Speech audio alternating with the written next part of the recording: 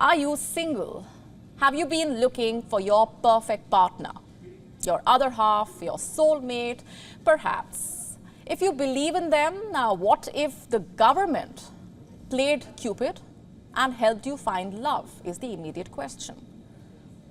South Korea is doing exactly that. Local Korean governments are setting up the country's youth on dates. You heard that right.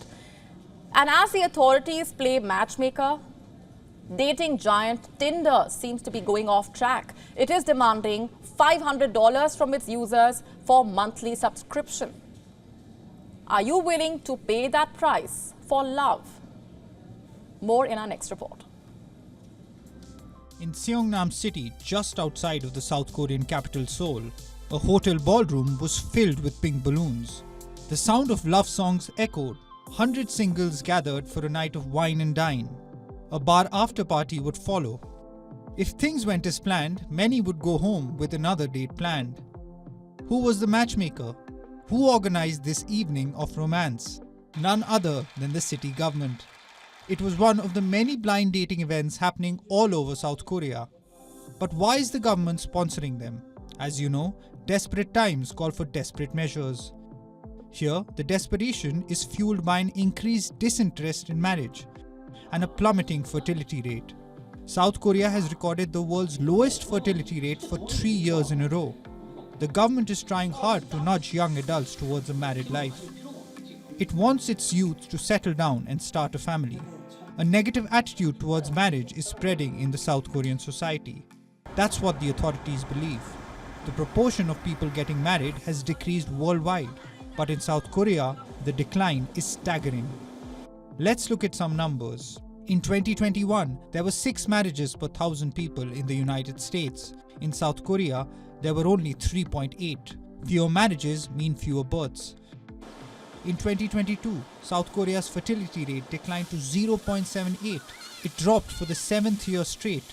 Some say young South Koreans just don't want to get married. But is that really the case? What does the youth think? They blame it on the market. There are staggering costs of childcare, unaffordable homes, slim job prospects, and crushing work hours. And then there is discrimination against working mothers. Blind dating events can get youngsters in the same room, but can they really address these issues? Some complain that by playing matchmaker, the government is being too intrusive when it comes to personal reproductive choices. The city of Seongnam is home to about 1 million people. Its government has allocated about $192,000 of its budget for such events. But are these events even feasible? Let's see. Jinju City has been hosting these events for 12 years. It has produced 11 couples so far. In the city of Gumi, 13 couples have gotten married in 7 years. How many children did the event match couples have? The officials don't know. So what gives? Why not invest all that money towards better childcare, towards something that would actually make a difference? Here the government is burning dollars to set up bachelors together. And then there is Tinder asking for dollars to do the same thing. No small amount, but $500 every month. The dating giant is planning to launch a new high-end membership. For the time being, it's called Tinder Vault. Why does it cost a bomb? What exactly is on the table?